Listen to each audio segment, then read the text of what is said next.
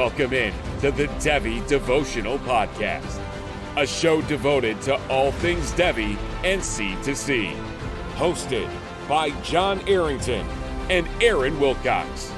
This dynamic duo brings you actionable strategies with player-driven analysis for your Devy and C2C leagues. Let's dive in. Let's dive into Cornerstone rankings. Welcome into the Devy Devotional, where we stay devoted to Devy. I'm your host, Dynasty Coach A, joined as always by Aaron Wilcox at Aaron Wilcox 86 on Twitter. And tonight, like I said, we're going to be going into some Cornerstone ranks. We're going to be covering players like I promised last time. Going over some Devy players, where they mix into the ranks with the Dynasty players that are already scoring you points, all that kind of stuff. Because we can sit here and talk until we're blue in the face about these Devy prospects, but if you don't really know how to value them, does it really matter? And so, I feel like we need to do this more often, honestly. This is probably something we haven't done quite enough, and we're going to try and do it a little bit more often here. I think we have a great list here that Aaron came up with, so we'll definitely get you some good info tonight. But first, let's check in on Aaron. How are you doing there, buddy? Hey, I'm doing well. And yes, it was fun coming up with the lists here. Not always easy, and especially not easy to rank these guys. So it'll be interesting where we settle in today. But comparing that NFL compared to college side, you're right, is very important, especially whether it's Devy or a C2C league. And I think for tonight's purposes, we will focus more on the Devy implications, looking at these guys as NFL caliber or prospects versus like focusing like on the CFF side. Like this is all still very relevant for campus to Canton leagues, but let's just focus on the Devy aspect and how these guys project out, of course, to the NFL side eventually too.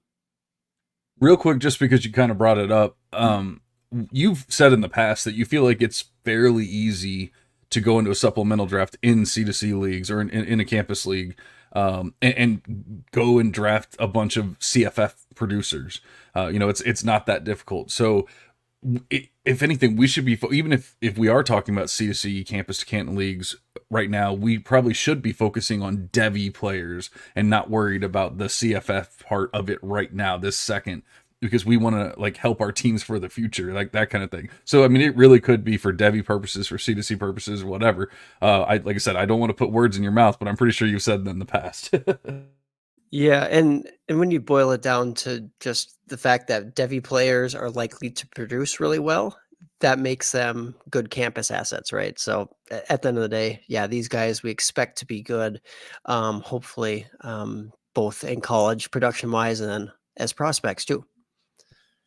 Absolutely. Toronto Dave's in the chat. What's up, buddy? And I don't want to start with the quarterbacks just because obviously that's always the most fun and most difficult to go through. So I guess, why don't we actually, you know what? I don't want to start with the tight ends. I was going to say start with the boring tight ends, but I don't think they're all that boring right now. So that why don't we start with the running backs? Because I feel like running backs are kind of, it's just like, do you even want any running backs on your team? Besides like one or two, maybe a handful, and then B, do you want to keep them once they are on your team, like that kind of thing. So why don't we start with the running backs, then we'll get into like maybe more of the exciting ones. But I feel like we have a good list here. Starting off, we have a set of four players here: Kyron Williams, Devin Achane, Quinshon Judkins, which actually is very topical, which probably wasn't even as topical when you put it on the list, but still, obviously an important player. And then Braylon Allen. So Kyron Williams, Devin Achane, Quinshon Judkins, and Braylon Allen. That's a tough one already. Like I said, these are not going to be easy, and I definitely like all these players. I'm going to let you start off here, obviously, because you made the list. So we'll let you start off here with the running backs and, who you starting off with, because this one is very interesting. Yeah, it is very interesting. And in general, not saying that this is going to be my strategy for every single list tonight, but if you can go with the NFL guy who is already established, is going to be productive, that is just more safe than betting on a guy hopefully who can make it to the NFL and then after that hopefully put up production and get into a good situation and all of that. So I'll just go with the guy who has already the best situation and has already flashed really well, and not a ton of competition there either. And Devin Achane, I mean, Achan. I guess I'm still hearing both out there, but anyways, I really do think that he is probably set up the best out of this group. I mean, it's kind of risky. Like, is a small guy like that gonna ultimately hold up? But it doesn't really matter if he gets 20, 30 touches per game. Like, I mean, the guy's super effective, productive, and he's in the perfect system. He landed in the right spot. So I would go Achan. After that, I was really torn between Quinshawn Judkins and Kyron Williams, just because it's like, what have you done for me lately? Versus, I mean, in a couple of years, I think we'd all prefer Quinshawn Judkins. You don't really know how Kyron Williams will age in the NFL. Like, was he just a one-hit wonder this year, and they bring in another guy? It's a split backfield. Like, that could more easily happen than we probably should. Yeah, I mean, it's a very real possibility we should accept. But for the purposes of this tonight, I went Achan, Kyron Williams, then Quinshawn, then Braylon Allen. And it's not like Braylon Allen's trash, but I mean, I think all of us prefer Quinshawn as a prospect. And then Kyron, I guess it's like he's already in a pretty good system, and he's shown what he can do this last year. And the NFL is they're becoming more and more accepting of these smaller backs playing a big role in their offenses. Yeah, it's really tough because with Quinshawn, you want to say moving over to Ohio State now that he's going to, be more in the limelight and all that kind of stuff. But we have no idea who the QB is going to be there. We have no idea if their offense is going to be any good. I mean, it wasn't all that spectacular this past season, and that was with MHJ and Emeka Egbuka and everything. And I guess we're expecting Emeka Egbuka to go back to school. I guess we're hoping that Trevion Henderson's not, going to go to the NFL, because if it ends up being both, I mean, obviously for Devy purposes, probably not an issue, but we're always talking about, you always want to see the production and all that kind of stuff. You're not going to see that if you have a mix of Quinshawn and Trevion. I don't expect, especially because we were talking to our friend Anand Enduri, and he was saying last night, he was saying how they were talking about possibly Trevion staying because they want to keep fresh legs for the NFL, and it's like, well, just go to the NFL. Like, you don't keep fresh legs by staying in college. Like, that's not how this works. So I don't understand it, but that's just like what he was hearing from people and everything. Not that we're like breaking news here, but just rumors. But yeah, it's really tough. But I think when we're talking about the actual the actual talent of the players, which unfortunately with running backs, I feel like matters less now than it used to.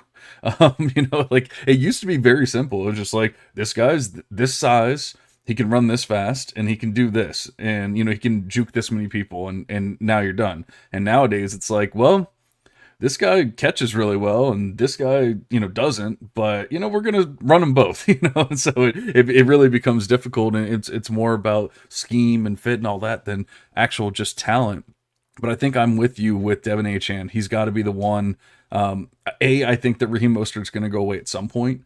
I also don't think that even if he doesn't, or, someone else steps into that position, I don't know that it's going to be 20 plus touchdowns happening for one player. I think that maybe Achan will step in more into that role. Obviously he dealt with injuries and stuff, but we saw here at the end of the season, he definitely got some run and looked really good doing it.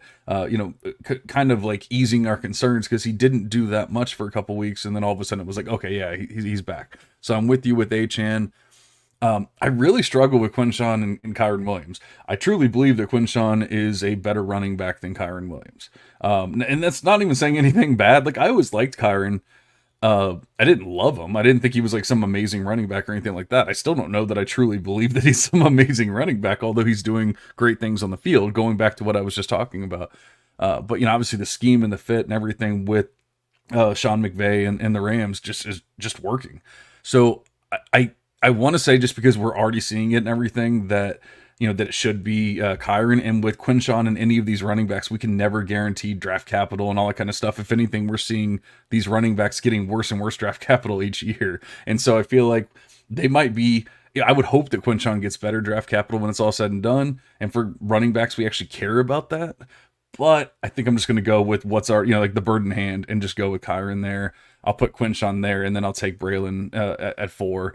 Once again, I think it's fairly close. Like, Braylon it deserves to be in this tier, but I think he's kind of an obvious 4th until we see a team just say, no, he's going to be our workhorse back. Then we can go, okay, now we're moving him up. But it's really tough once again, in this day and age, for running backs to be like, yeah, some team is going to go, yeah, give Braylon 30 touches a game. Yeah, I think all that's fair, and we pretty much agreed with that whole deal. And shout out to Toronto Dave here. He says that he likes this exercise. He's not going to lie, and I think we like it as well. It's useful. So, yeah, very very good. How about what do you want to go with next here, John? We got some more players. Yeah, absolutely. So we kind of broke it into tiers. I'm guessing that's how you did it. Is this that's how you were feeling when you made the list, or just four different players in different tiers, whatever you want to call it. So we have another set of running backs here, and this one's interesting because we were just talking about him with Trevion Henderson. You know, is he coming out? Is he staying another year? Obviously, that's going to be huge for his value. It could be a good thing, you know, him going back and doing all that. It could be one of those things where you go, why the hell did he, you know, stay a year? I mean, I have to assume he's not staying at this point. It doesn't make any sense. Like, once again, they don't have a QB. Quinshon Judkins is going there. Like, it doesn't make any sense for him to stay. But we just don't know at this point. So Trevion Henderson, Saquon Barkley, Kenneth Walker III, and Travis Etienne. This is a tough one, and maybe that's why I wanted to start with the running backs, because I feel like we can get the tough stuff out of here, and then, you know, I feel like the other positions maybe are a little easier for me, especially the quarterbacks, because it's pretty much I like them or I don't, you know. So how are you feeling about? Or I guess I'll start on this one. So I mean, Trevion's my boy. Like that, I've always loved Trevion. He's been my one B to Bijan, even going back, like, you know, 2-3 years ago when they were freshmen, and nothing's really changed. Obviously, he's had some injury concerns. That hasn't always been great, but man, when he's on the field, he is a dynamic player that cannot be stopped. Going up against some of the best defenses in the Big Ten, doesn't matter. He looks amazing. And I don't think anything's going to be different once he gets to the NFL. He's got a great receiving profile, great size, great athleticism. He has everything that you could possibly want. And that's not to say that Saquon Barkley doesn't have that. It's not to say that Kenneth Walker doesn't have that, or even Travis Etienne. I love all four of these players. But obviously, you know, when we're talking about age and everything, you know, but more importantly, I do think he's going to get, you know, substantial draft capital. You know, even if substantial draft capital in this day and age is second round, it's still going to be good enough to where a team is going to, you know, want to invest in them. And unfortunately, with running backs, you know, that 2, 3, 4 year difference makes a huge difference. And, you know, sometimes just having a guy, it's almost like how teams are, you know, treating quarterbacks in the NFL. Just getting a guy on their rookie contract and just running him into the ground. You know, like, that's kind of what I want to do. I want to get Trevion and running him into the ground on my dynasty squad, and then, you know, go do it all over again. So I'm going to put Trevion there at 1. I guess at this point you have to have Kenneth Walker over Saquon Barkley, because we have no idea where Saquon's going to be. He's obviously older. You know, I love Saquon, love his talent. I don't think he's done. I don't think he's dead. I honestly think he will end up in a better position. But we've seen, you know, Kenneth Walker is in a good position. He stayed fairly healthy. He's had, you know, minor issues, but nothing too crazy. And he's just shown that he's a great running back. I mean, I've liked him since day one, basically.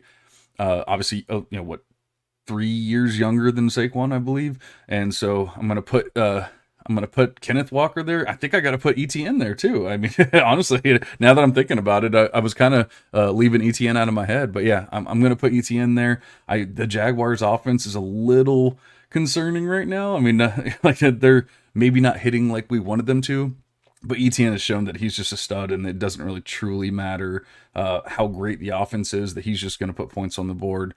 You know, obviously he's had those huge games. He had like 3 or 4 2-touchdown games in a row. He showed that he can do it. So, and then, you know, as much as I like Saquon, I got to have him there at 4. How do you think? Yeah, honestly, I'm with you there with Henderson at 1. He's just a stud, always has been, and it just seems like, you know, the injuries haven't zapped his athleticism. The athleticism is still there, even if, you know, it's hindered his efficiency a little bit in season. He will be healthy when he's coming back. Well, if he declares or if he comes back for another year. But the guy is a young workhorse, at least capable of being a workhorse in the NFL, and just so explosive.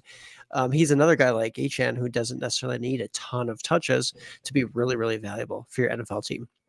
So I agree there with Henderson at 1, and I really struggled with this. I had to look back at Saquon Barkley's age, and I know we hate, like, like you said, you hate to really harp on that and use that as a differentiator, but sometimes you have to because of the perceived value and the reality that running backs don't last forever. And I mean, he's going to be turning what, 27 here in about a month, and that's tough. So I initially had him second, and then I agree with you. I got to move him down to 4, and then I got Kenneth Walker, and then Travis Etienne, and then Barkley. So ultimately, the differentiator there between Walker and Etienne is just that. I mean, like you said, the offense for the Jags and Etienne down the stretch just didn't look very good. Both of those things were true, and Kenneth Walker has been good whenever he's out there. It's just been a little bit of like, is he going to start losing touches to Charbonnet?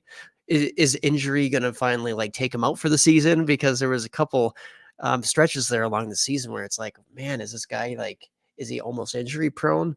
It doesn't necessarily seem like he's sitting out a ton of games because of it. Like he's a really tough guy and he's willing to go out there when he's still kind of banged up. So at least we know we can play through that. He's not just missing all these games all the time. So ultimately Walker, then Etienne, then Barkley to round out that top 4. Excuse me. Honestly, the more I think about it, I feel like they all have question marks, but at least Trevion's that shiny new toy, and that's the way I'm kind of looking at it. So I think I agree with you, but really, the more you like, I'm sitting here nitpicking each one as I'm even thinking about it, talking about it, and I honestly like I could switch Etienne and Kenneth Walker and have no issues, like have Etienne at 2 and Walker at 3, and it really wouldn't bother me at all. If I wouldn't argue with anyone that said that they had Etienne at 2. I really wouldn't even argue with anyone that said they had Saquon at 2. But like you said, the age does kind of make it to where he feels like he needs to be at 4.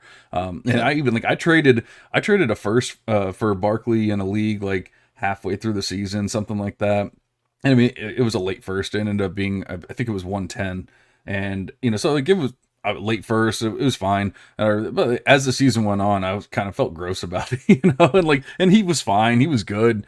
But I want to, like, in my head, I think of Saquon as like 24, and he's not 24, so I got to get that out of my head for sure.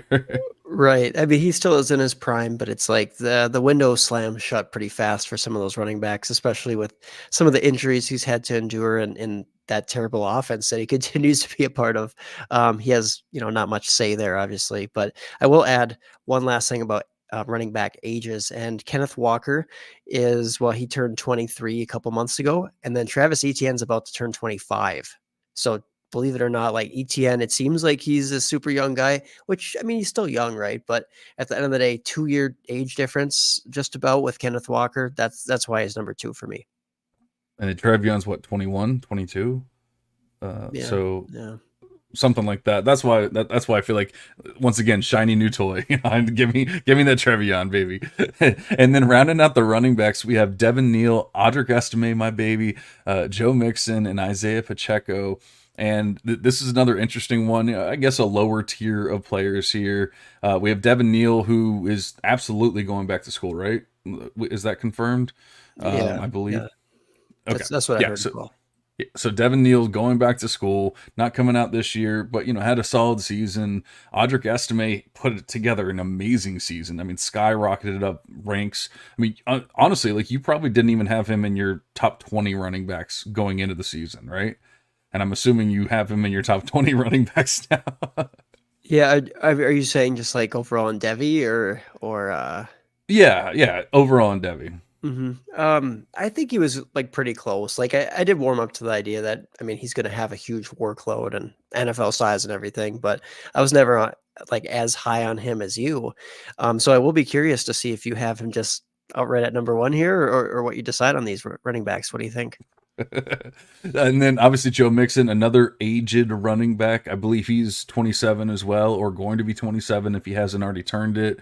And then Isaiah Pacheco, who I've never believed in as a talent. Obviously, he has burst, he has speed, but man, he just I don't think he's actually a good running back. Like, I believe that he is a bad running back, but he's just in such a good situation, and just like whatever, like, I don't know if it's a scheme, the fit, or what, but like, it just works. It just absolutely works to where he's able to put up points. But I mean, you see when they need him to, like, produce, he doesn't do it, but like randomly he'll get like 10 yards here, 12 yards there or whatever. Whether they need 3 yards, he gets dropped in the backfield, he's just not a good running back. But that's my whole thing. Obviously he's producing, he's great.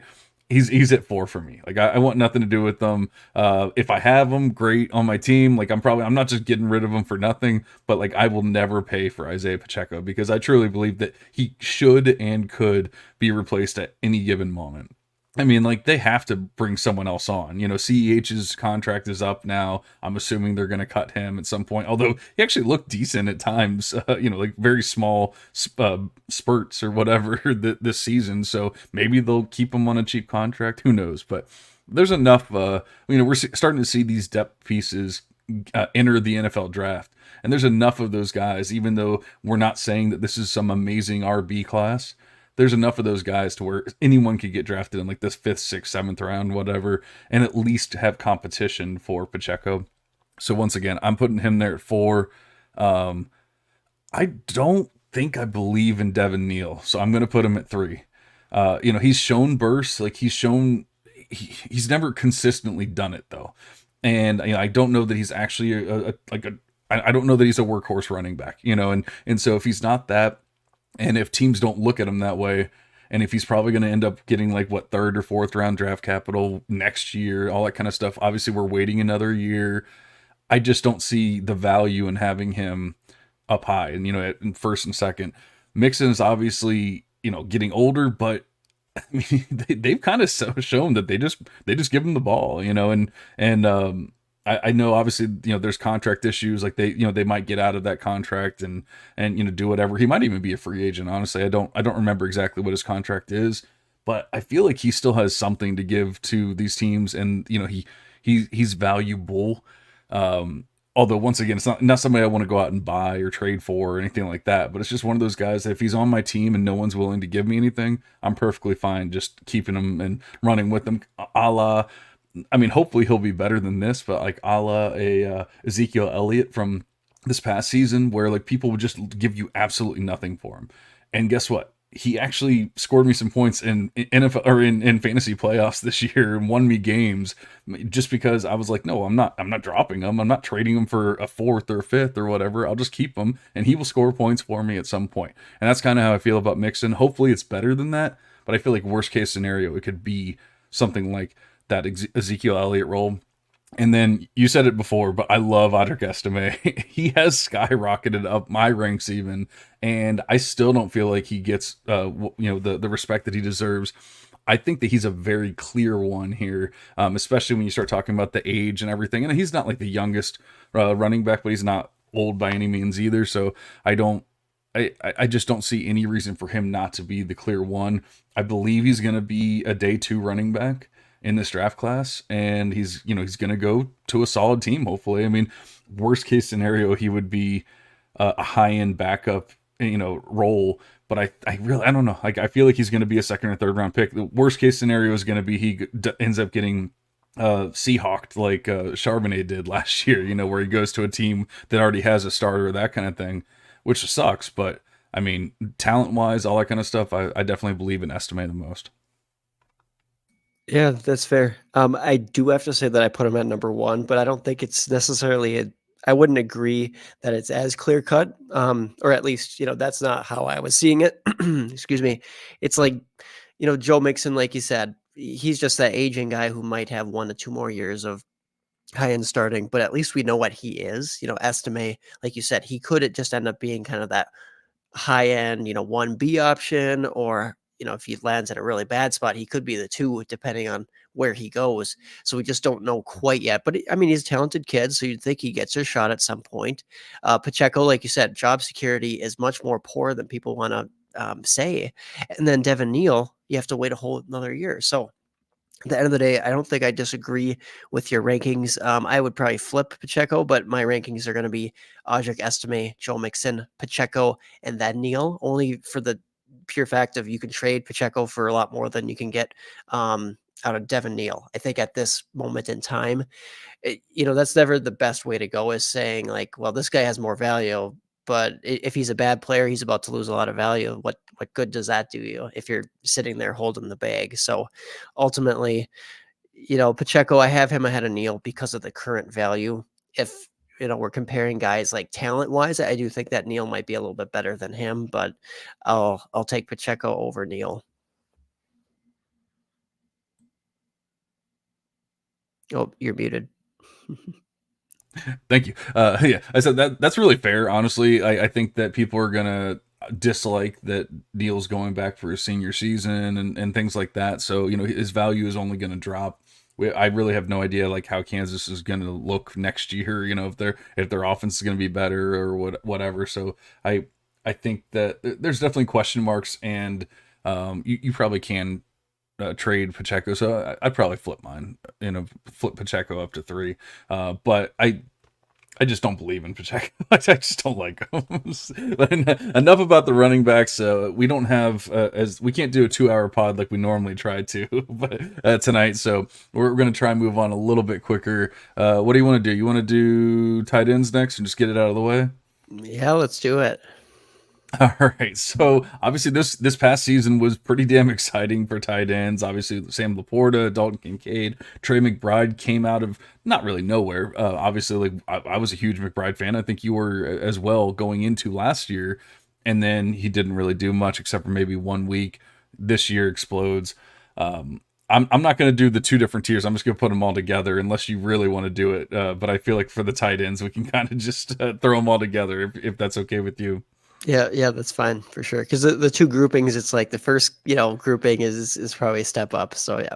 Yeah, I mean, it'll be pretty easy to put them all together. So we have Brock Bowers, Sam Laporta, Dalton Kincaid, Trey McBride, Luke Lachey, JT Sanders, Jatavian Sanders, whatever you want to call him, Cade Otton, and Dalton Schultz.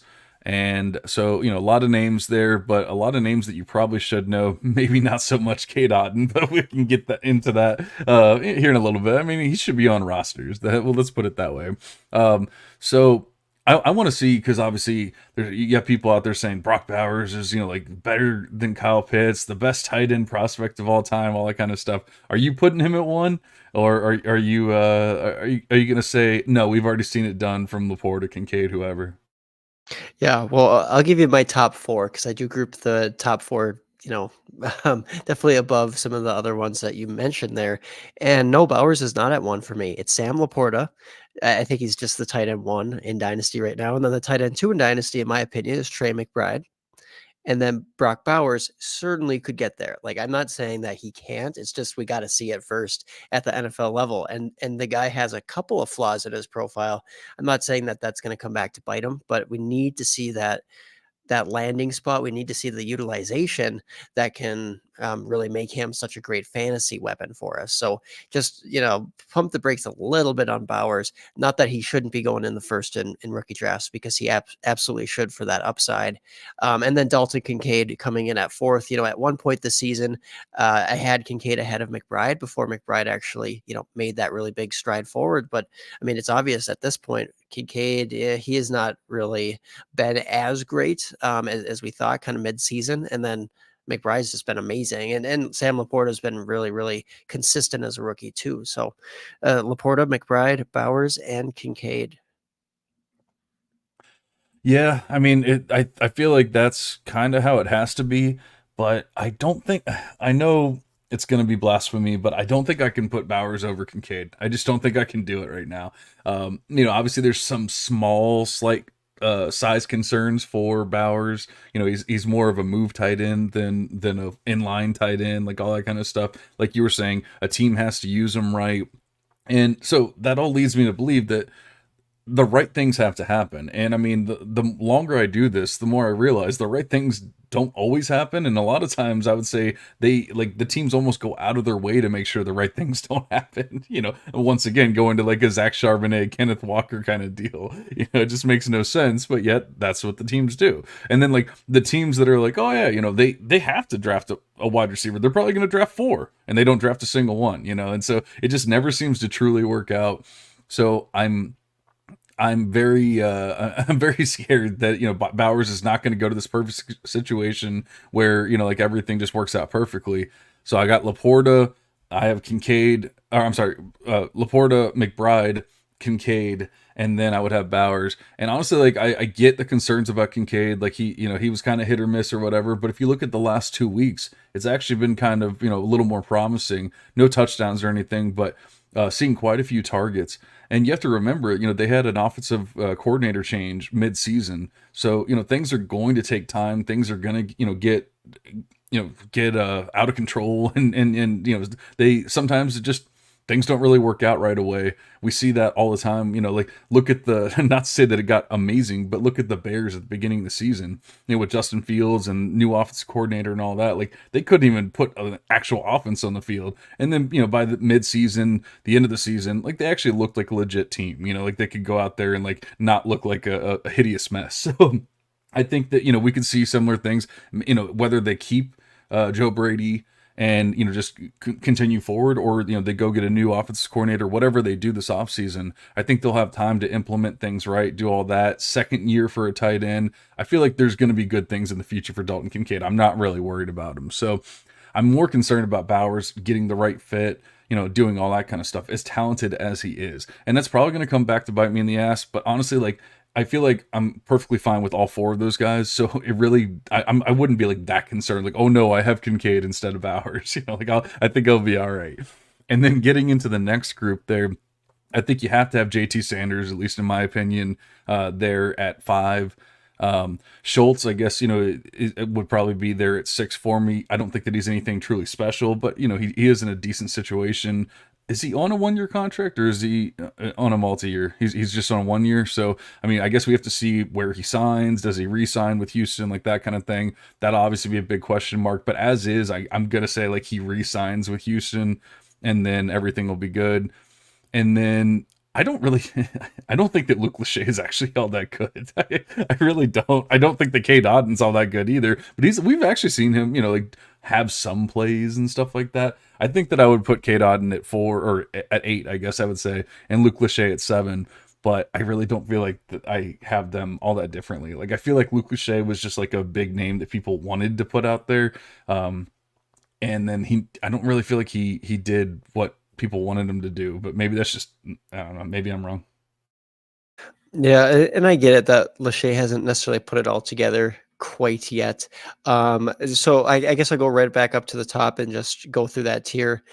Jatavian Sanders, JT Sanders, Texas tight end coming out in this class, exciting. As the top guy, I still don't have him, anywhere close to Kincaid, because we still got to see landing spots and testing and all that stuff. And JT Sanders, I could see him testing really well, but he didn't necessarily always show that on the field, and that game breaking speed or anything like that. And then I kind of go back and forth. It's like, does Schultz land back with the Texans? Because that seems like best case scenario, like great quarterback, going to be a good upcoming offense. And if he goes elsewhere, I mean, I could see him going to be like sharing time with Pat Freiermuth in Pittsburgh, or so, like just something where it's like that nukes his value. That I'd rather have the upside of like a Luke Lachey, for example. So at the end of the day, I don't think that Schultz is going to go to a situation that's bad, or that is dire or bad for his usage, but it could happen. So I'm wary of it, but I'm willing to put him ahead. I'll agree with you there. JT Sanders, Dalton Schultz, but then I have Lachey and then Auden. Not that, Auden's trash or anything, but he's not a guy that you're rolling out there as an every week starter. And, Luke Lachey, as much as, he hasn't fully put it together yet. I mean, he's an Iowa tight end. He's put on the size year after year after year. He was a great recruit.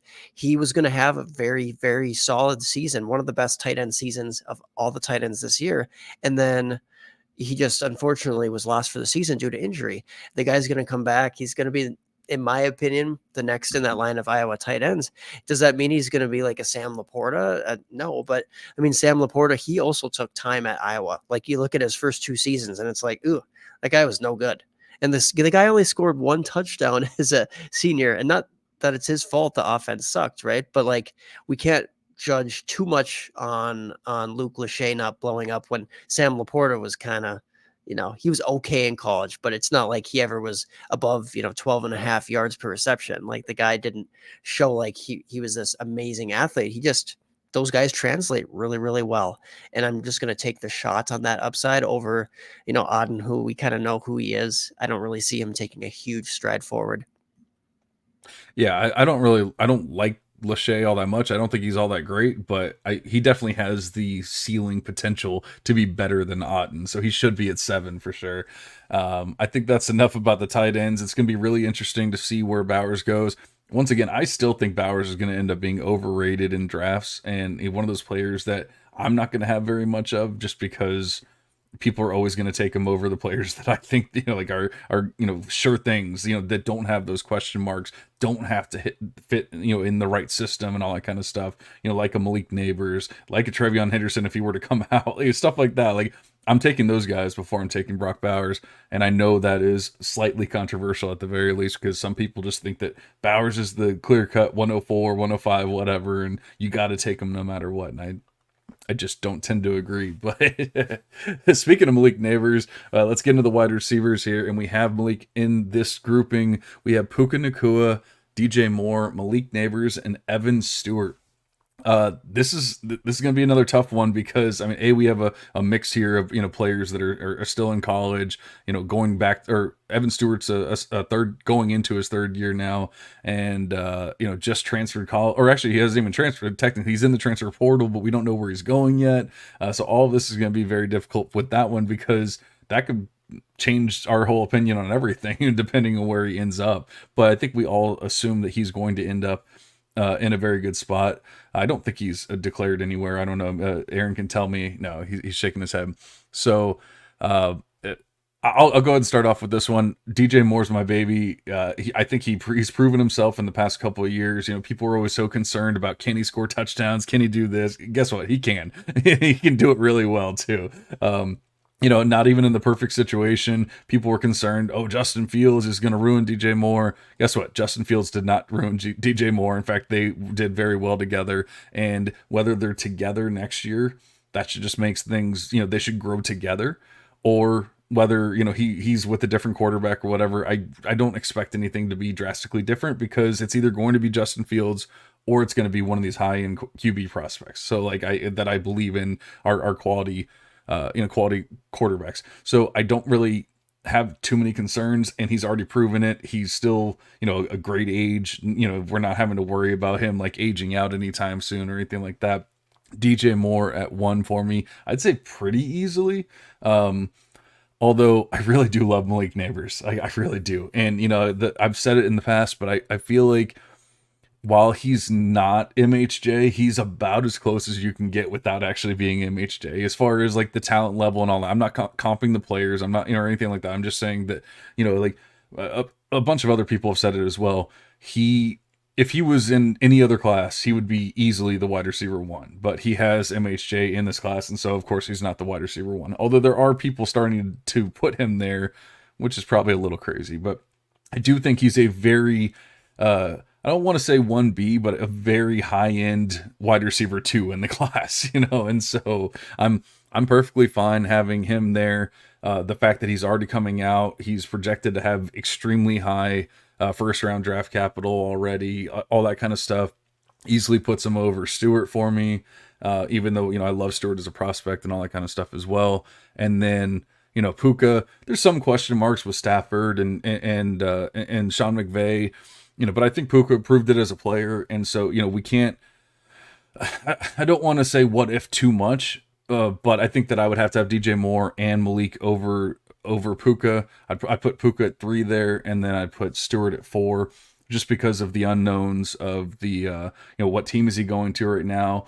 While we do think that he's a high-end prospect, Stewart really hasn't put that much together yet. Like, he's put some production on the field, but he kind of had a lower or a slower sophomore year, and so we need to see him take a step forward in whatever offense he ends up in and all that kind of stuff. So he definitely has the potential to put it all together and be that high-end prospect, but I feel like the more I'm thinking about it, the more I'm looking at this list, that he should really be like kind of almost the odd man out on this list. Yeah, I have to agree there on Stewart, and so I do have him at 4. I have a different number 1, Malik Neighbors LSU prospect coming into this draft class. And so the reason for this is because you think, what does Marvin Harrison Jr. have right now as far as dynasty value? And you look past the top 3 wide receivers. You got, CeeDee Lamb, Jamar Chase, Justin Jefferson. Then there's Marvin Harrison Jr. right there. And basically, like, if Malik Neighbors is that 1B, and I know you didn't say per se that he is, but there are people out there saying that he's the same level of prospect or that he's very, very similar. And most people out there still have him super high in this class. It's like the guy is 20 years old. And maybe I'm just falling in love with the idea that you can have like a 21-year-old stud by the time he actually starts playing in the NFL. He'll be 21, but you know that he's a super safe prospect. And even if he lands in a subpar situation, I mean, like DJ Moore, it could be Caleb Williams, it could be, a rookie quarterback who might not be able to feed him quite the same way that Justin Fields has. And Fields hasn't even been like amazing as a passer. Like, I mean, say what you will about, he's a good fantasy quarterback and he's an NFL starter, but there are still some question marks just with the DJ Moore surroundings. We've been saying that his whole entire career, and he still eats as like a high end, wide receiver 2, low end wide receiver 1. But I mean, if Malik Neighbors can get to that status by the end of this season and he's 21 years old, it's like, I'm just trying to project ahead a little bit. You can get hurt pretty badly by doing that.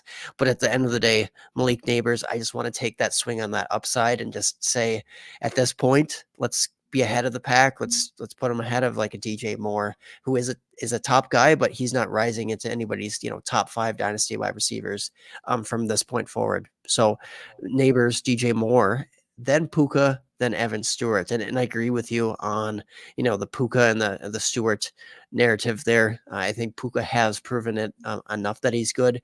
He's a guy who definitely, like, as a prospect, was not wowing in the same way that he did this year, but there's just kind of, he's even doing it without Stafford is the thing. Even when Stafford was out earlier, or even this last week, he was still doing it in that offense. And, we could see some shakeups there in the future. That could be detrimental to his stock, but you still have lots of time if you truly don't believe to sell him. Or I think you still get another season for sure of very high end production as Cooper Kupp, unfortunately ages and probably fades a little bit. Yeah, I agree with that. And honestly, I would assume that I'm the odd man out here as far as the DJ Moore, because I feel like most people, at least that have looked at Malik Neighbors, know, like anything about him, his, and him as a prospect, would probably put him over DJ Moore. I can't do it. Like that, DJ's always been my baby, and like that, I can't do it. I still believe in the talent. I think he's going to be an amazing wide receiver in the NFL for years to come. And so, like, I'm not going to sit here. I get what you're saying. Oh, Malik's 21. It's going to be amazing, whatever. But I'm not sitting here going, oh, I'm going to have this guy for 11 years or whatever. I'm perfectly fine thinking for the next 3 to 4 years, I will have both of them on my team and be perfectly fine. And so, like, that's why I'm willing to do it. But once again, I feel like a lot of people would put Malik over DJ, and honestly, they're pretty close. I really won't even truly argue with you. I feel like those two though are like the obvious two, and then I feel like Puka's kind of in his own tier, and then Stewart's in his own tier there. Like that's just my personal opinion, but I'd say there's more question marks with Puka, even though he has proven that he's definitely more talented than everyone thought.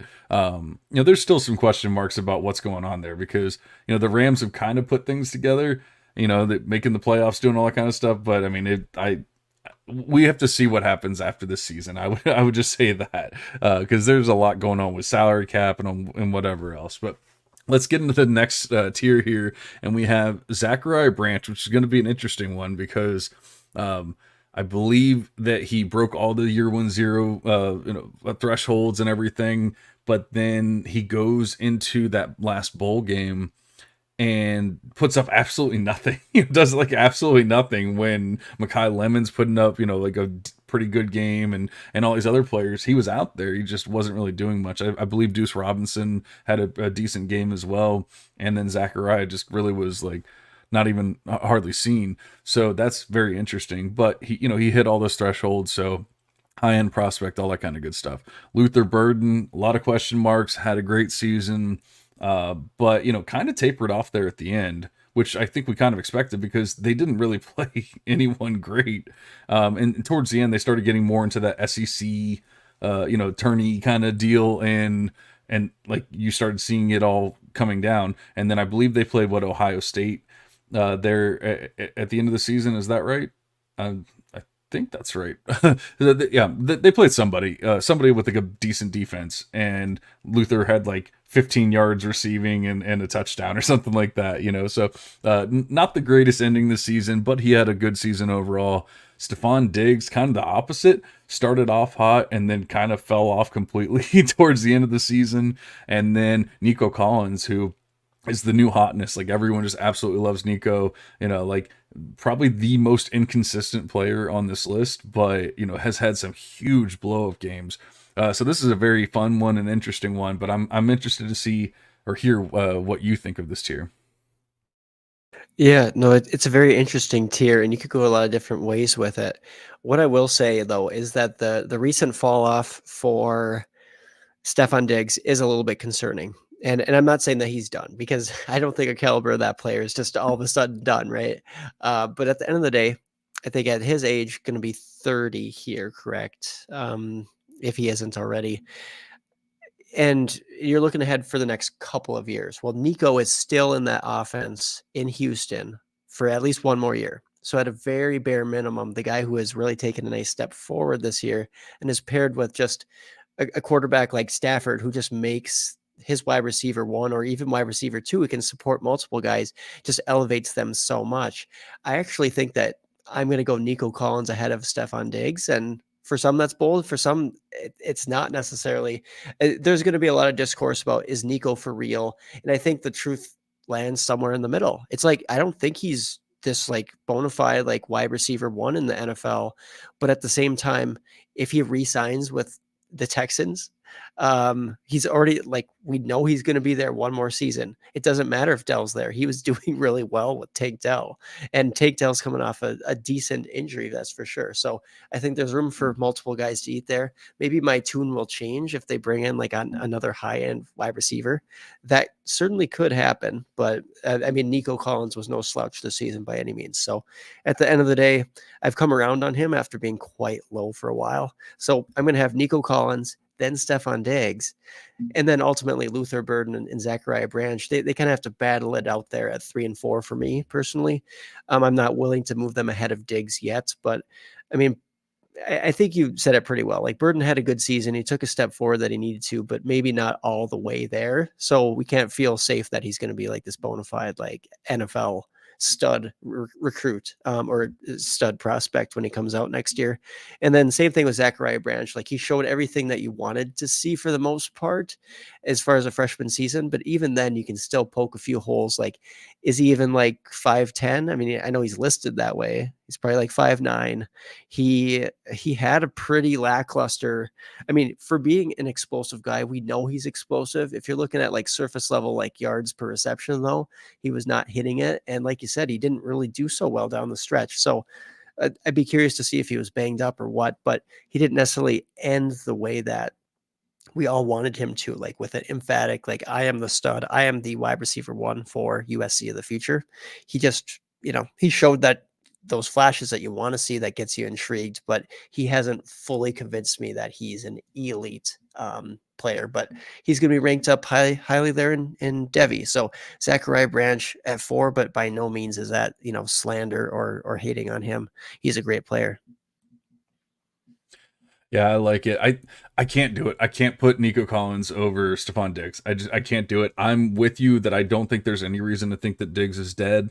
Once again, with the offensive coordinator changed and everything, I think that just it takes time. Things are going to be better.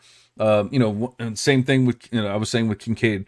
Diggs didn't have some like amazing game in this past game, but he had like eight or 9 receptions and like 80 something yards or whatever. Like, he's perfectly fine. I'm looking at his Whopper on the season, which is weighted opportunity rating, and it's a 0.7, which is elite. Like, anything 0.7 and above is elite. So he's still earning targets at an elite level.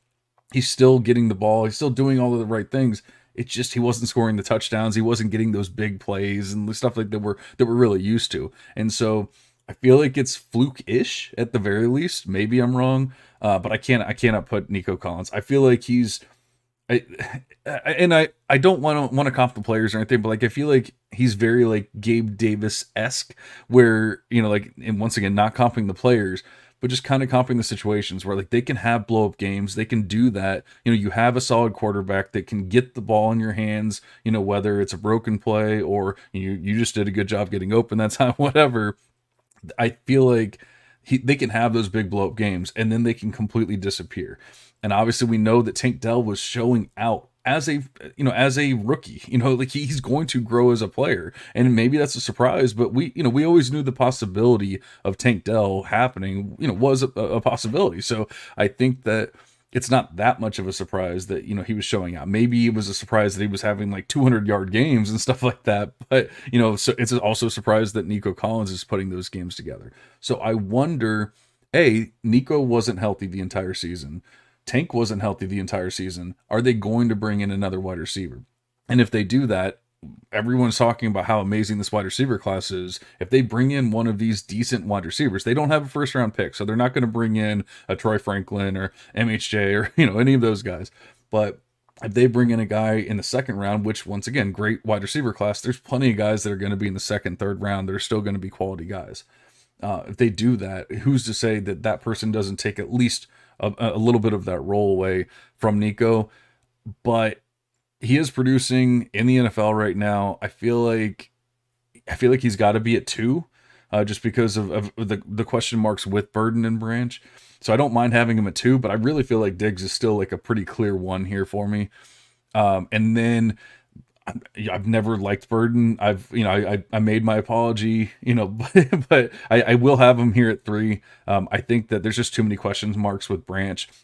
New QB, the QB that we thought was going to be the QB transferred out. Now we have Miller Moss as the possible QB. We don't even have that as 100% guarantee, and there's just too many question marks. Didn't really look great, going or towards the end of the season. And while Burden didn't really look all that great either, I feel like his role is going to be very similar, if not, the same, if not exactly the same this upcoming year. So unless they bring in some other wide receiver that takes over that role, which I don't really see happening, then I feel like it's going to be more of the same from Burden. And so I'd put them, pretty close to each other, but I would have Burden at 3 and Branch at 4. Yeah, I respect it. And I guess the last thing I'll add on the Nico Collins thing is that, like, even with him banged up this season, even with him, missing multiple games, and I know Diggs hasn't been perfectly consistent either, but I mean, Nico Collins finishes at the wide receiver 12, so back end wide receiver 1 in production in his 3rd year, alongside, like you said, Tank Dell was eating for much of the year. And then Stephon Diggs, who's about to turn 31 years old. And I didn't realize, I thought he was about to turn 30. He's about to turn 31 this upcoming season. It's like, and Diggs was like a low end wide receiver 1 as well. So it's like basically these guys were finishing in similar territories. And I guess just give me the age with Nico Collins. And I think that at the end of the day, it feels gross, right? That's why we can't really bear doing, or a lot of dynasty managers and especially redraft managers are like, no, you can't do that. It's like, oh, these things change with these guys aging. Like, it's just unfortunate in this format that we play in. But maybe I'm just reacting a little bit to Nico's season, but I don't know. I'm an ageist at heart, so what can I say? Yeah, I kind of want to skip this last grouping because well, no, we'll go over it real quick. Okay, so we have Tet McMillan, Carnell Tate, Rashee Rice, and Devontae Adams.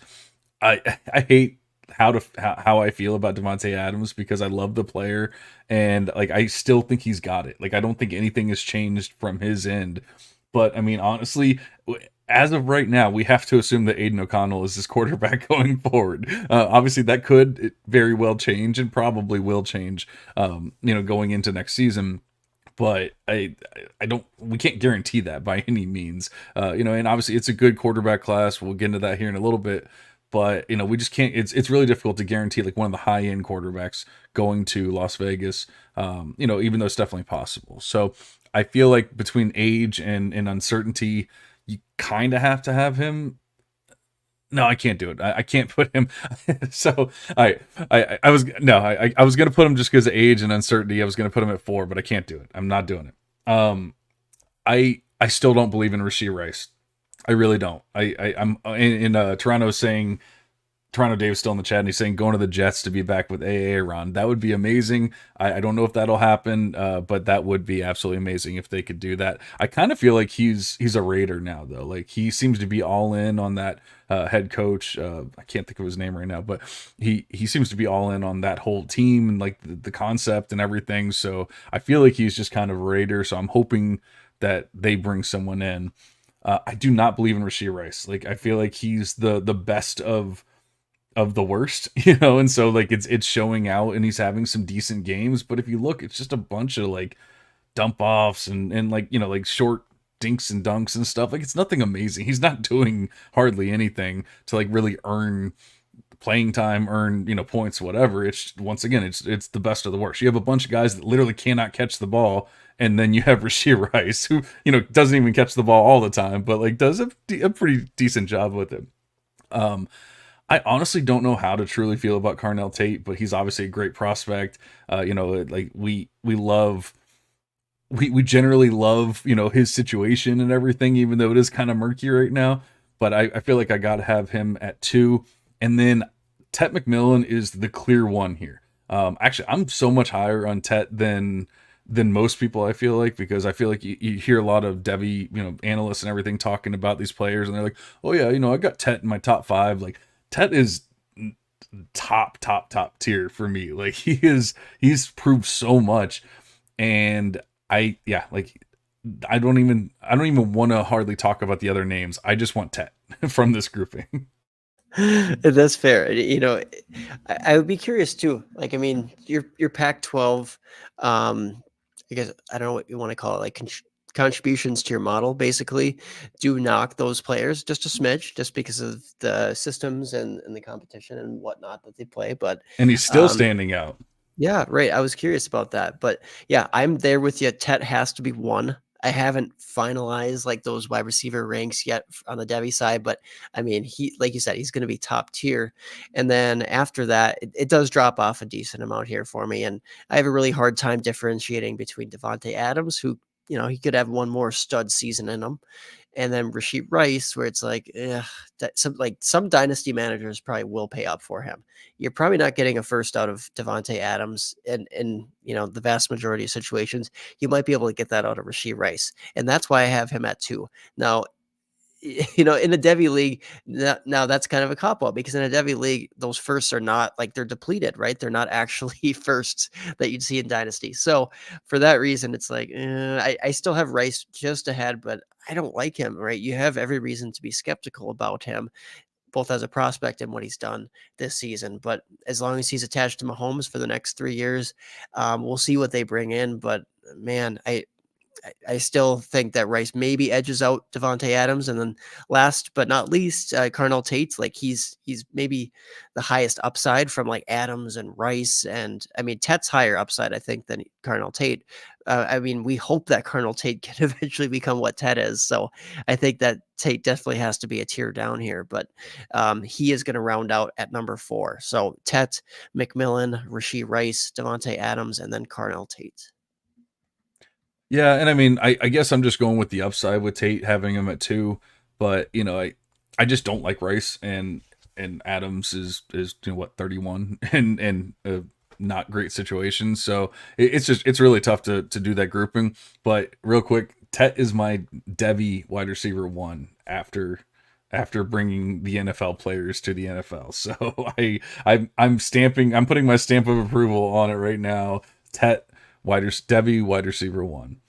I think I'll be there with you, but I'll put in my ranks first. Yeah. I listen to a lot of pods, and I don't feel like a lot of people necessarily agree with this. I feel like most people are like, oh yeah, he's top 5, maybe even top 3, whatever. But I feel like most people don't have him at 1. So I'll be interested to see if other people join us in that when, maybe they have a little more time to look at the ranks and all that kind of stuff, because obviously it's still very early in the off season, but we are running a little low on time. So why don't we get over to the QBs there? and this one is going to be pretty easy for me. So we have Connor Wegman, Will Levis, Michael Penix, and Nico Iamaleva. I kind of got it right that time. And so we obviously have two players that or three players that are still in college. Obviously Michael Penix coming to the NFL, and then Will Levis is technically the starter for the Titans, although we just saw that the head coach got fired. And I think they also have a top 7 pick in the NFL draft. Like, they could easily go out, draft a guy, trade up, do whatever. Like, there's a lot that can and probably will change for the Titans coming up here pretty soon. For me, it's Connor Wegman pretty easily at 1. He's already proven, even though he did get injured, but he's proven in the SEC to at least be a viable QB. And I mean, as far as I'm concerned, he's still I don't want to say the Devy QB1 just because it's kind of gross right now, so with the injury and everything, it's tough. Like, I haven't truly finalized my QB ranks for that, but I will say that he is definitely up there in that mix. I think I might have Jackson Dart ahead of him still, but I think that Wegman should at least be in that mix for QB1 for next year. And then let's see, Michael Penix. I mean, I really hated to see how he went out last night. I put him here on the on our little graphic and everything. I feel like he deserved better than how he went out, but I never liked him. I never thought that he was this like quality quarterback. We were talking about it last night, how I really think that and I really feel like I lost my train of thought. I was reading your note, but basically, like I said, I never truly believe in Penix. Oh, like that, I was saying, we kind of feel like he's going to be like a high end backup, or at the very least, I feel like he's going to be a high end backup in the NFL. Maybe he could be a starter, low end starter, that kind of thing. Nico, I really don't feel great about. I think that people want him to be a thing. I don't know that he actually is a thing, and you know how I feel about QBs that haven't proven themselves in college. Like he hasn't really done anything. If anything, he kind of looked crappy in the one game that he actually, did do something in I believe the bowl game for Tennessee there. He didn't really look all that great. I want to see if he shows up in my, he dropped just, it's a small sample, like obviously nothing is set in stone or anything, but he dropped substantially in my ranks just by that one game because he just did not really look all that great. But I don't know what to do with Will Levis. Like, he is technically a starting QB right now. I don't want him on my team. I don't like him. I don't think he's good, but he is a starting QB. So I feel like, once again, Connor Wegman at 1, Will Levis at 2, even though I don't like it and I think it's dumb. and then I will put Nico, just because of the prospect, the 5-star prospect, the possibility of becoming a thing, and then Michael Penix Jr. And once again, I think he's more of like a high-end backup than anything else. Wow, we got a Will Levis truther here on the podcast. Yeah, I don't like that. I just put that on the recording. Like, that's going to come back to bite me in the ass. John had him at 2. I mean, I'm there with you at Wigman, just because Wigman at 1 has proved it. I really think that there's some elements of safety there. He could, do the same thing that he did this last season, but just stay healthy, and he could be, a high-end quarterback in this upcoming class. And then Nico, it is a little bit of a stretch to see what he ultimately does progression-wise. But I'm actually very encouraged by that bowl game. Not necessarily saying like he's this like college or NFL ready passer, but he's a true freshman out there against one of the toughest defenses in the entire nation in Iowa. And he still had a pretty solid game with 3 rushing touchdowns and a passing touchdown. And it's not like he was like completing like 30% of his passes. Like, yeah, he was not pushing the ball down the field, but who does? That's against my problem. Iowa? Yeah, who 6.9 intended air yards. That's I was small sample, one game, first time. I get all that, but that's why I'm like, man, I don't know. Those are not great numbers. Yeah, I mean, I get it. The other games he played in this season, like if he's going to have a schedule similar to what he did last year, I mean, he's not going to be playing Iowa all the time. He's going to be playing Virginia, UTSA, UConn, Vandy. I mean, it's like those are going to be such cake matchups. He's going to put up some pretty insane statistics, I would think, with another year of experience in that system, getting starter reps in practice and in games. And like you said, high end recruit status and size and all that stuff. He needs to build up that frame. Obviously, he's very thin out there at 6'6" and like 200 ish. But I do think that he's in a good position to continue to develop over the next 2 years. So I think that Wigman is closely followed by Nico. And then I do think that, Will Levis, he has to come next, but I'm not putting him ahead of Nico. I'll take the upside shot there because I think you and I are both convinced that Will Levis is just not a good NFL quarterback, even if he's got the role for another, maybe year, partial year. And then Penix at the end, who we both agree that he's more of like a high-end backup at the NFL level versus ever being like a actual, good starter or anything like that. Yeah, I think that one was pretty easy. This grouping is definitely going to be a lot more difficult. We have Jaden Daniels, Caleb Williams, Justin Fields, and Tua Tagovailoa. That one is definitely going to be, how do you feel about Jaden? I know you definitely came around this year. Everyone really came around this year on him. But then we have Caleb Williams, the generational talent and everything as well. Justin Fields, a great prospect in his own, but has some question marks. Hasn't exactly truly proven it. I mean, like I think he's done enough, but I know a lot of people do not. And then obviously Tua, who is in a great situation, but maybe not necessarily the highest of end, of quarterbacks, but sometimes situation does matter. So this is a very interesting one. How do you feel about this one? I think I feel the same way as you. I'm like, I don't know what I'm doing here. Like, I mean, I've looked at this, I've thought about it in advance, and I still am like, I don't know. But hey, give it your best shot here, John. What do you think of these four guys who they're not the top tier of dynasty quarterbacks, of course, but they're kind of in that next one of just a lot of studs and at least high end upside? Well, I think I'm going to take the cop-out road here, and I'm just going to say Caleb Williams is going to have the most value of any of these four, going into this offseason and into the season. So I feel like that's the easiest one, even though I don't feel like he's that generational talent that everyone says that he is. I do believe he's a very good quarterback and prospect, and that he will end up being a good quarterback at some point. My whole thing is I don't really feel like he's ready day one. And that's why, I don't feel like it's the whole generational thing, that kind of thing. But that doesn't mean that I feel like he's bad or whatever. So I feel like it's got to be Caleb. And then, obviously if Jaden lands in the right spot, we can make the arguments for it. But I feel like I want Jaden Daniels to be Justin Fields. Like that, when it's all said and done, that's kind of what I want it to be. And Justin Fields is what, 30 pounds heavier, 20 pounds heavier, something like that. So, and we see the hits that Fields takes. And I mean, he takes it like a man. Like that dude he's a beast. You mean, oh yeah, I was gonna say like Jaden Daniels. You also see the hits, that he takes, and he's just a little tiny dude in comparison. Yeah. They both do, but I mean, I'm saying Fields just gets up, and I mean, actually, they both do. They do a great job of just bouncing right back and everything. But there's definitely some question marks. As much as I love Jaden Daniels, I think it would be difficult for me to have him ahead of Fields going into the year. I would need to at least see some information to make me feel a little more confident about it. Great landing spot, great receivers on that team, like yada yada yada.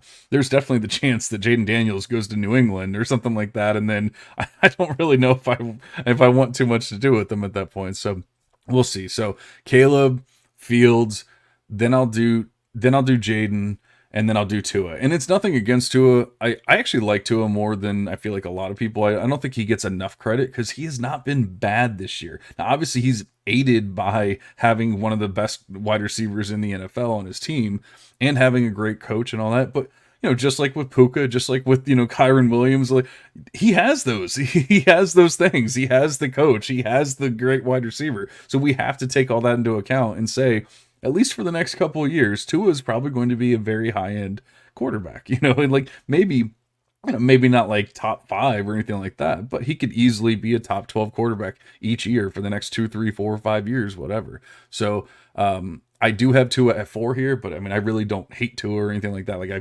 think it would be really close, and it really wouldn't be that crazy to have Tua over Jaden without knowing landing spots and all that kind of stuff. But I love Jaden, so like I just got to have him at 3 here. Yeah, and I get it. I think it's more safe to have Tua over him, and that's where I'm going to fall. Ultimately, I'm going to have it Caleb Williams. Like you said, he's the guy who everybody's going to be spending the 101 or 102 on. People are not going to be spending, or like Justin Fields just does not fetch that type of value right now. And, I mean, I think that you said that Jaden Daniels' best case scenario, or like one of the higher end outcomes, is that Jaden Daniels becomes like a Justin Fields type of, fantasy producer and quarterback and whatnot. I actually feel the same way about Caleb Williams, and people will be like, whoa, that's blasphemy. He's Mahomes like, and this and that. And I just, he needs to end up in that absolute perfect situation. I don't know if right now, we see that situation being there at the very top of the draft, but who knows how things will fall.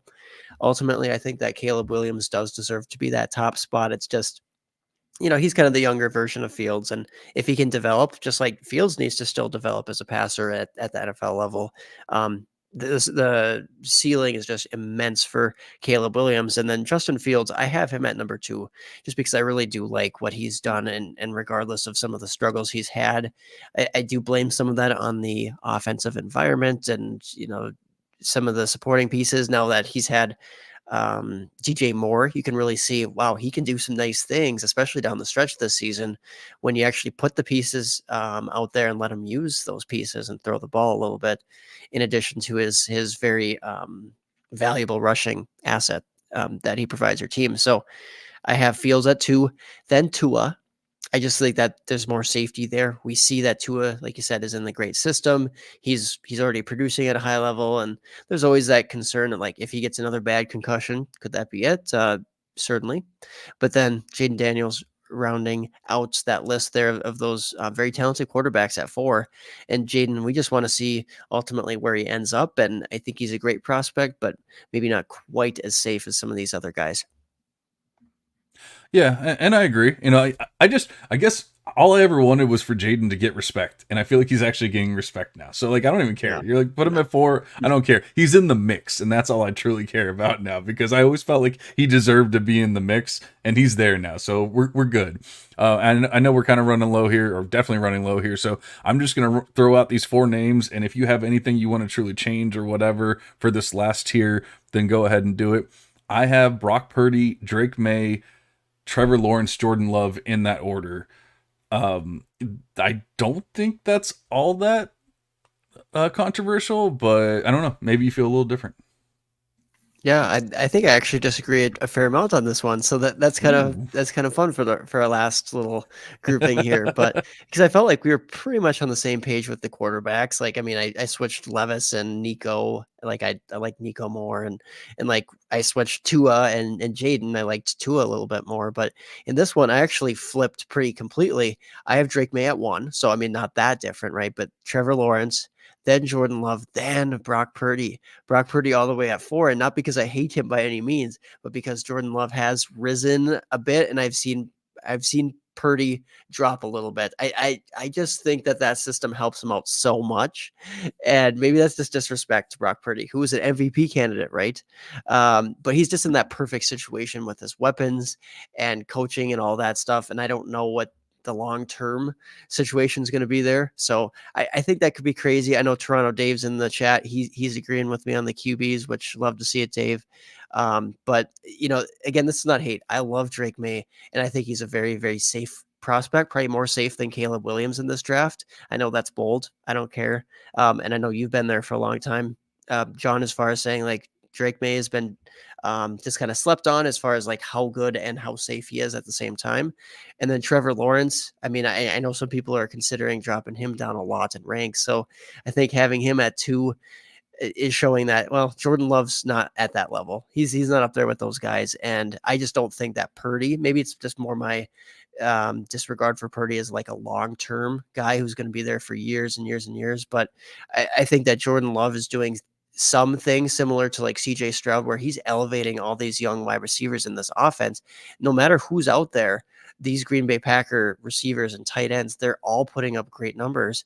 And I don't by any means think that that's a realistic expectation for him to be as good as CJ Stroud. That's not what I'm saying, but I mean, I just think that Jordan Love, for how bad he was as a recruit, I didn't like him, and how, he hasn't really done anything his first few years. He's taken that gigantic step forwards, just like Purdy has. But I think, Purdy's so much of the weapons and system versus it seems like Jordan Love is actually elevating his teammates, which it surprised me completely. I've done a complete 360 on Jordan Love. Yeah, I think with Purdy, it's just it's the system. But once again, he's in the system. Like I don't see it changing anytime soon, unless he just completely falls off the face of the planet and does a 180 on how he's been playing. He's been playing amazing, and it's exactly what Kyle Shanahan wants. They're probably going to make the Super Bowl, if not win it. Like there's no reason to truly believe that things are changing for Purdy, and that's why I feel like I have to have him at 1, because I mean he's been a high-end quarterback the entire time, and like there was obviously question marks going into the season. I don't really feel like there's any more question marks at this point. Like maybe George Kittle is getting too old and whatever, but like how I feel about Kittle, so that doesn't really change anything. Ayuk is an amazing wide receiver. Devo is an amazing wide receiver 2 / like gadget player, like that kind of thing. And then obviously, whoever you want to have there, Kittle or whatever, as the wide receiver 3, tight end, all that kind of good stuff is great. I love Drake May. I've always loved Drake May. I'm the biggest fan. I'm really starting to get scared that he's going to be a New England Patriot. Like it just seems like that's going to happen right at this point, and I'm praying that it doesn't. But the more I think about it, they're picking at 3. What are the Bears going to do? What are the Cardinals going to do? Probably, the Cardinals already said, hey, Kyler's our guy, all that kind of stuff. It just really seems like unless someone trades up with the Cardinals or, whatever, like obviously there's things that can happen, things that can change, but I'm just really getting scared. And I don't want to see that whole rebuild process at the Patriots because they have so much work to do. And that's why, even though like I love the talent, all that kind of stuff, I feel like in New England, not to say that I wouldn't draft him, but I would definitely have to lower Drake or any quarterback for that matter down my ranks. And then, Trevor Lawrence has not been the generational prospect that everyone thought he was going to be, but I still think he's clearly the guy. Like he's going to be there. Like nothing's changing or anything like that. He's got some good pieces around him. And like, I get what Jordan Love has been, great. I don't truly believe it. I feel like at the very least, the touchdowns are a little too fluky for me. Like it feels like he scored a lot of touchdowns, and like not to say that he can't do a lot of the stuff that he's still doing, but I mean go look at how many 3 touchdown games he had, and then go look at like how many 3 touchdown games any great quarterback in the NFL has in any given season, and it just seems like it was pretty damn high. So I think that just like a Geno Smith was a top 5 quarterback last year. And then this year he came down to earth. He was still perfectly fine, all that kind of stuff, but he just didn't quite put it all together like he did for that one season. I kind of feel like it's going to be something similar. Jordan Love has proven a lot of the naysayers, myself included, wrong, but I don't believe that I can have him, that high. And so I know we didn't want to go long on that one, but like you said, we definitely had some arguments there. Yeah, very fair arguments, and I want to put Purdy ahead of him. I do. I think I'm considering it now. I just, for whatever reason, I just don't know if I ever feel comfortable or confident saying that like Shanahan's going to stick with the same quarterback year after year after what's transpired. But I mean, the reality was Jimmy G was not it. Trey Lance was not it. Brock Purdy's doing much better things than those guys did in that offense. So I think we should consider that, and very good argument to get Brock Purdy up there amongst these other, guys who they might have their blemishes or concerns, but still a good quarterback group for sure. Absolutely. Well, we really do appreciate you guys listening. Hopefully this was something that, that you guys enjoyed and help you make some trades, possibly at least get an idea of how you should value some of these players going into your rookie drafts or going into the offseason. Because, if you go to Twitter, You see a different wide receiver one, RB1, QB1 in the class every single day, depending on what game just happened, what highlight they just watched, and all that kind of stuff. So we're here to calm all that kind of stuff down and say, hey, we've been watching these players, we've been, scouting these players for years, and here's where they should actually fall in line and all that. But we do have to get Aaron out of here. He's got a honeydew list a mile long, and he's got to get to. But Aaron, do you have any words of wisdom for us before we get out of here?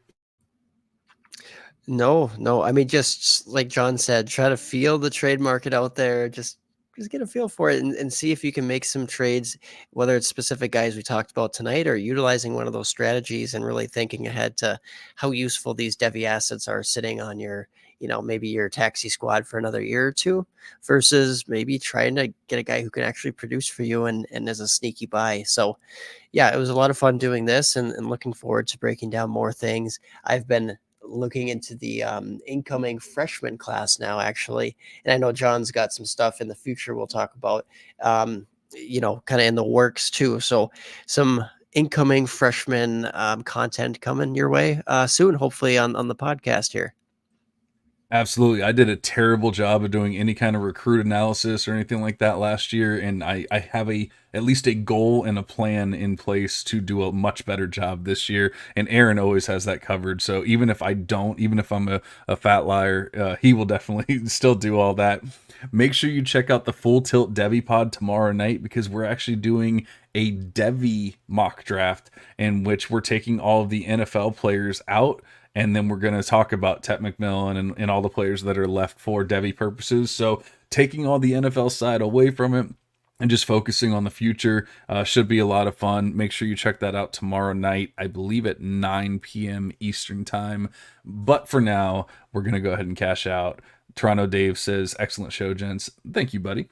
We'll see you later.